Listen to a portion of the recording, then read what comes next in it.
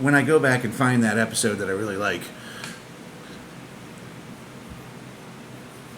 I will make, or we should have, that episode should be an episode we decide on should be a QR code on the business card, so that when you hand them a business card, they can scan it and it will link them directly to that video, and that's the first one they watch. What a good idea. I was thinking about that. All right. Jeez, I'm glad I keep you around. What a fine idea.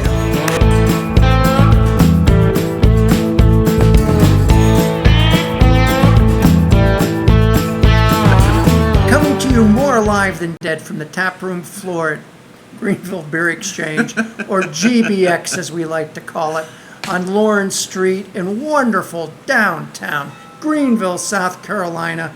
I'm Russ Heaps, and welcome to this episode of Big John and Five. That's where I get my good buddy here, Big John Richards, to pick a beer from one of GBX's 22 or so taps, or 50 to 100 cans and bottles of beer in the retail store up front. 50 to 100 cans and bottles on each shelf, I think. Yes, Sorry, carry on. Make a liar out of me for 100 beers. Yes. We sniff it, we sip it, we kibitz about it.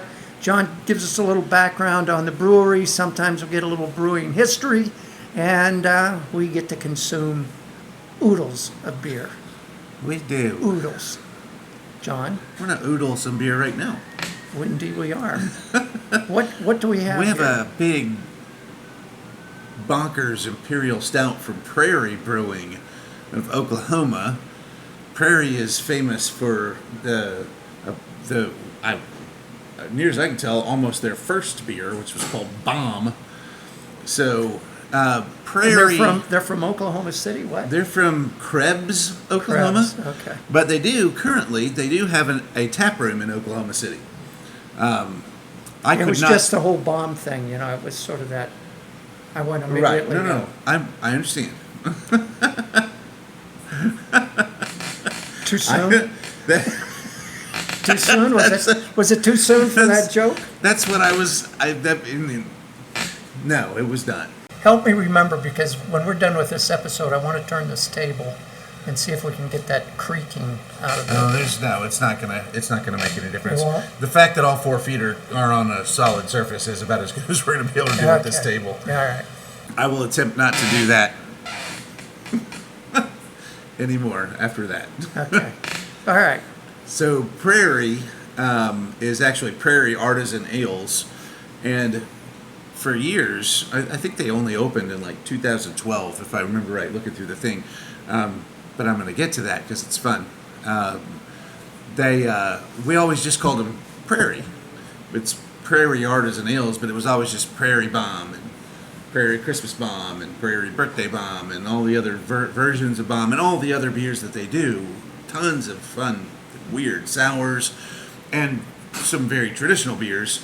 But the stuff that gets noticed is all the weird stuff that they do. One of which is this. But before I do that, I have a semi-cold reading. This was fun. I went to their website looking up how long Prairie had been a brewery, and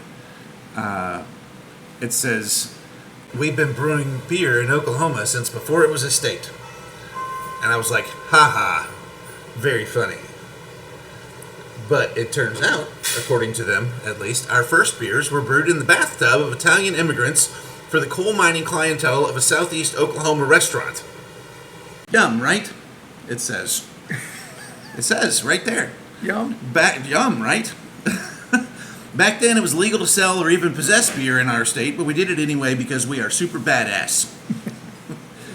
Chalk beer, short for Choctaw beer, was the colloquial name for these homebrewed beers that we were originally serving illegally from Pete's Place, the Italian restaurant that is still cranking out fresh pasta and lamb fries in Krebs, Oklahoma today. The story continues. I'm not going to read it all. You're going to have to go to the Prairie website to find out the rest of the story.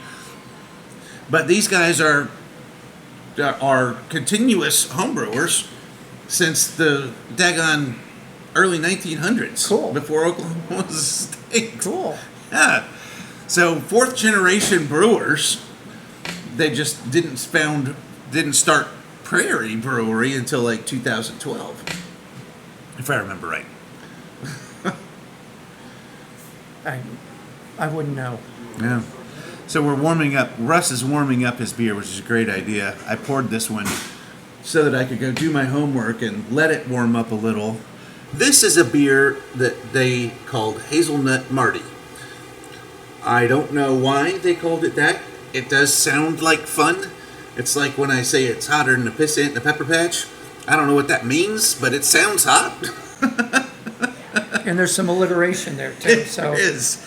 This Hazelnut Marty is a hazelnut and espresso beer, and the nuttiness is so big that just moving the beer around here, you can smell the hazelnut. The hazelnut is so big in this beer.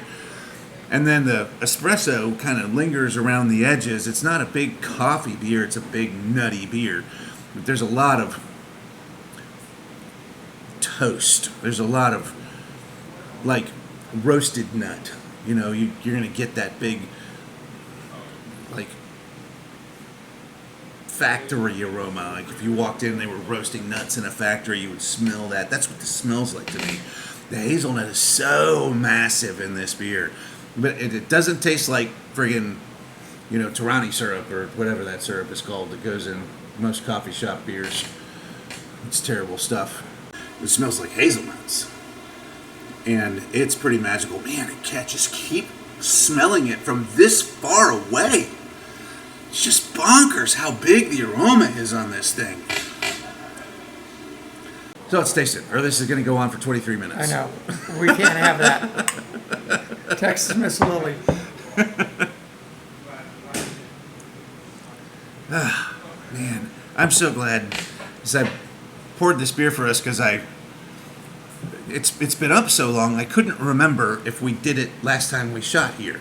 Now that this is, I think, officially the home of beer to whiskey, and if we did, we're doing it again.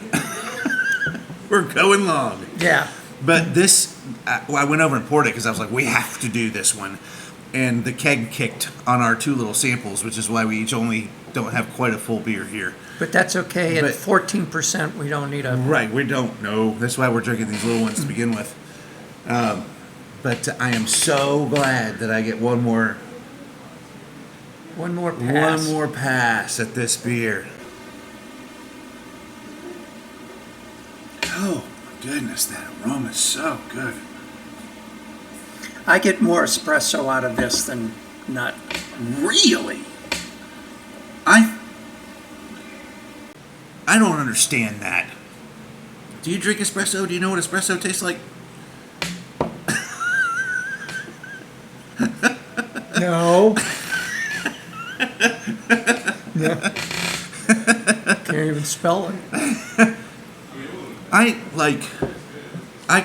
get the espresso bitterness just around the edges. It doesn't even linger with coffee for me. Maybe I don't know what hazelnuts taste like. That's possible. I don't know that I've ever had a hazelnut. Well, it's a lot like this.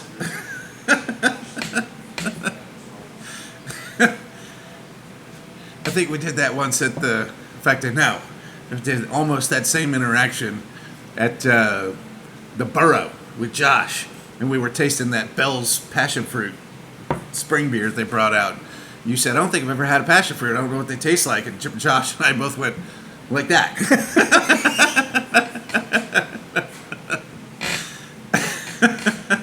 I think we've covered it, haven't we? We've talked about the brewery. We've talked about the beer. We talked about the beer. We've compared nuts. I don't know what else. We were talking about balls earlier today. Yeah, I don't know what else there is. I don't know what else we could do, talk about, say. That would have any relevance to this. And most of this didn't have any relevance. No, that's the best part. Is there's no actual information being disseminated here. So you feel free to watch this every time you want. You can watch it again and again. You're not going to get any smarter. It's perfect. Russ, let's make sure we don't learn anything from this. Okay, got it.